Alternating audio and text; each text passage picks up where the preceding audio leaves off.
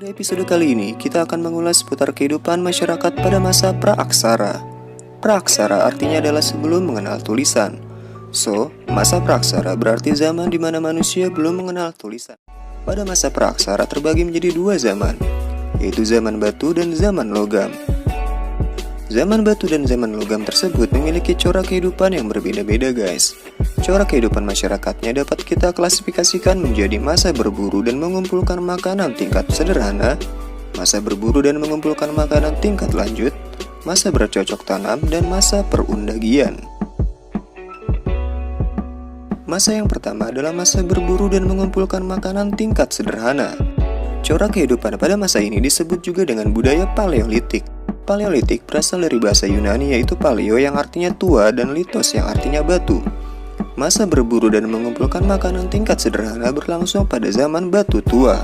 Karena alat-alat yang digunakan manusia pada zaman ini masih sangat sederhana dan masih kasar. Masa ini berlangsung diperkirakan sekitar 12.000 tahun yang lalu, guys. Adapun manusia pendukung pada masa Paleolitikum yaitu Meganthropus, Pithecanthropus, dan Homo. Kehidupan sosial masyarakat pada masa ini ditandai dengan berburu hewan dan mengumpulkan tumbuh-tumbuhan yang bisa dimakan atau food gathering. Pada masa ini, kehidupan masyarakatnya masih sangat bergantung pada alam, guys. Mereka selalu hidup berpindah-pindah atau nomad dan mengikuti sumber air, hewan buruan, atau sumber makanan mereka. Ada kalanya mereka bermigrasi karena bencana alam, ancaman hewan, ataupun ancaman kelompok lainnya. Biasanya manusia pada zaman ini bertempat tinggal di sekitaran sumber air seperti sungai atau danau, karena tempat-tempat seperti itu sering dikunjungi dan dilalui oleh hewan-hewan buruan mereka. Kehidupan sosial masyarakat pada masa ini hidup dalam kelompok kecil untuk berburu dan mengumpulkan makanannya. Jumlah anggota kelompok diperkirakan 5 hingga 20 orang. Pada zaman purba, populasi manusia masih sangat kecil, guys, karena kehidupan yang berat untuk bertahan. Dalam kelompok terdapat pembagian tugas kerja. Laki-laki biasanya melakukan perburuan, sedangkan wanita bertugas mengumpulkan bahan makanan seperti buah, tumbuhan, dan juga merawat anak. Kebudayaan masyarakat pada masa berburu dan mengumpulkan makanan tingkat sederhana masih menggunakan alat-alat yang masih sangat sederhana dan kasar. Hal ini dikarenakan perkembangan otak manusia pada masa ini masih sangat primitif. Mereka hanya menggunakan alat dari batu, kayu, maupun tulang binatang. Alat-alat yang ditemukan pada zaman ini antara lain adalah kapak genggam. Kapak genggam adalah batu yang dipangkas di salah satu sisinya sehingga memiliki ketajaman. Fungsi dari kapak genggam yaitu untuk menggali ubi-ubian, memotong dan menguliti binatang. Kapak perimbas bentuknya hampir sama dengan kapak genggam, namun lebih besar karena fungsinya untuk merimbas kayu, memahat tulang, serta sebagai senjata. Kapak genggam dan kapak perimbas hampir tersebar di seluruh Nusantara. Alat serpi atau flex. Alat ini terbuat dari batu yang lebih kecil yang berfungsi sebagai pisau, penyerut, ataupun penusuk. Alat-alat tulang dan tanduk juga digunakan manusia pada zaman ini, biasanya untuk mata tombak, penusuk, ataupun pencungkil. Alat tulang dan tanduk banyak ditemukan di daerah Ngandong, Jawa Timur. Maka dari itu, alat-alat ini disebut juga dengan hasil kebudayaan Ngandong. Masa yang kedua adalah masa berburu dan mengumpulkan makanan tingkat lanjut. Corak kehidupan pada masa ini disebut juga dengan budaya Mesolitik atau zaman Batu Tengah. Masa ini merupakan masa peralihan dari kebudayaan batu tua menuju kebudayaan batu muda. Masa ini diperkirakan berlangsung sekitar 10.000 hingga 2.500 tahun sebelum Masehi. Adapun kehidupan sosial manusia pada masa ini sebenarnya tidak jauh berbeda dari masa sebelumnya, namun mereka sudah memiliki kemampuan bertahan hidup yang lebih baik. Mereka pastinya juga masih berburu dan mengumpulkan makanan, ya guys. Pembagian tugas kerja pun masih sama, yaitu laki-lakinya berburu dan perempuan mengumpulkan makanan serta memasak. Manusia pada masa ini sudah mengenal penggunaan api untuk memasak, guys. Untuk memasak, api digunakan untuk menghangatkan tubuh dari cuaca yang dingin dan untuk mereka mulai hidup menetap meskipun masih berpindah. Mereka tinggal di gua-gua dekat sungai atau tepi pantai. Gua-gua ini dinamakan peneliti dengan sebutan Abrisosauros. Gua tempat tinggal manusia praaksara ini tidak jauh dari sumber air atau sungai yang terdapat sumber makanan seperti ikan, kerang, dan siput. Selama bertempat tinggal di gua, mereka mulai mengenal tradisi melukis di dinding-dinding gua. Lukisan-lukisan tersebut hanya sebatas cap-cap tangan yang berasal dari pewarna tumbuhan. Lukisan tersebut dapat kita jumpai di Gua Liang-Liang, Sulawesi Selatan ataupun di daerah Papua. Lukisan tangan latar belakang cat merah diyakini sebagai simbol kekuatan pelindung dari gangguan roh-roh jahat.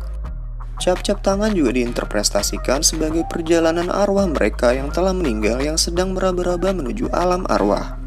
Para ahli meyakini lukisan dinding sebagai bentuk tanda-tanda awal manusia praksara mengenal sistem kepercayaan.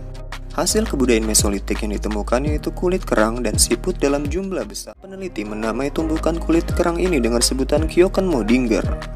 Keukenmodinger artinya adalah sampah dapur.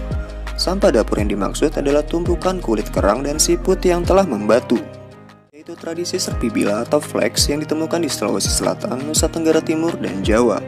Lalu ada Sumatralit atau kapak genggam Sumatera yang terbuat dari batu yang bentuknya panjang dan lonjong. Kapak pendek atau hedgecourt, kapak ini bentuknya lebih kecil dari kapak genggam. Kapak ini sering ditemukan di daerah pesisir Sumatera, biasanya bersama dengan kapak genggam yang berada di tumpukan Keukenmodinger. Masa yang ketiga adalah masa bercocok tanam. Masa bercocok tanam termasuk budaya Neolitik atau zaman batu muda. Sebagian ahli lebih suka menyebut masa ini sebagai zaman batu baru karena sudah ada tradisi baru yaitu bercocok tanam. Pada kegiatan bercocok tanam itulah sudah digunakan alat-alat penunjang yang halus. Di Indonesia, masa ini diperkirakan mulai berlangsung pada 2500 tahun sebelum Masehi yang dibawa oleh bangsa Proto-Melayu. Pada masa bercocok tanam, kegiatan berburu masih dilakukan meskipun intensitasnya tidak terlalu besar. Kegiatan berburu perlahan-lahan ditinggalkan dan diganti dengan kegiatan berternak hewan seperti ayam, kerbau, anjing, dan babi. Mereka sudah mulai mengenal sistem bercocok tanam atau food producing untuk memenuhi kebutuhan hidup mereka. Kegiatan bercocok tanam dilakukan dengan menebang dan membakar pohon-pohon dan belukar atau slash and burn, sehingga tercipta ladang-ladang sederhana yang memberikan hasil-hasil pertanian. Karena mereka sudah memiliki ladang, maka mereka mulai hidup menetap atau disebut juga dengan sedenter. Pembagian kerja juga semakin bervariasi. Untuk laki-laki ditugaskan untuk hal-hal yang berat seperti berburu binatang di hutan dan menangkap ikan di laut. Sementara kaum perempuannya bertugas menabur benih, menangkap ikan di sungai, dan merawat anak. Manusia pada masa bercocok tanam juga sudah membentuk perkampungan yang terdiri dari beberapa keluarga. Kehidupan masyarakat pada masa ini sudah mulai teratur sehingga setiap perkampungan biasanya menunjuk sosok yang paling dihormati sebagai pemimpin. Hal ini dinamakan sebagai primus inter pares. Hasil-hasil kebudayaan pada masa bercocok tanam berupa alat-alat yang sudah memiliki desain yang halus dan rapih. Hal ini pastinya karena perkembangan otak manusia yang lebih pintar dibanding manusia yang hidup pada masa sebelumnya. Adapun hasil budaya yang dihasilkan seperti kapak lonjong. Kapak ini berbentuk lonjong dan tajam di kedua sisi ujungnya, biasanya terbuat dari batu kali hitam. Beliau persegi, bentuk permukaannya memanjang dan berbentuk segi empat. Sisi depannya diasah tajam. Fungsi beliung persegi berukuran besar digunakan untuk cangkul dan yang berukuran kecil digunakan untuk memahat kayu. Kapak persegi. Kapak persegi berbentuk persegi panjang atau trapesium yang tajam pada bagian matanya. Kapak ini biasanya diberi tangkai untuk genggamannya. Mata panah berbentuk segitiga berukuran panjang 3 hingga 6 cm dan lebar 2-3 cm dengan ketebalan 1 cm. Mata panah biasanya terbuat dari batu gamping. Kegunaannya adalah untuk berburu. Gerabah atau alat-alat dari tanah liat sudah dikenal zaman Neolitikum, meskipun teknik pembuatannya masih sangat sederhana. Ya, namanya juga belajar ya guys. Oke guys, mungkin itu aja yang bisa kita bahas dalam episode kali ini. Dukung kami dengan subscribe channel ini, tinggalkan like dan komentar yang membangun. Sampai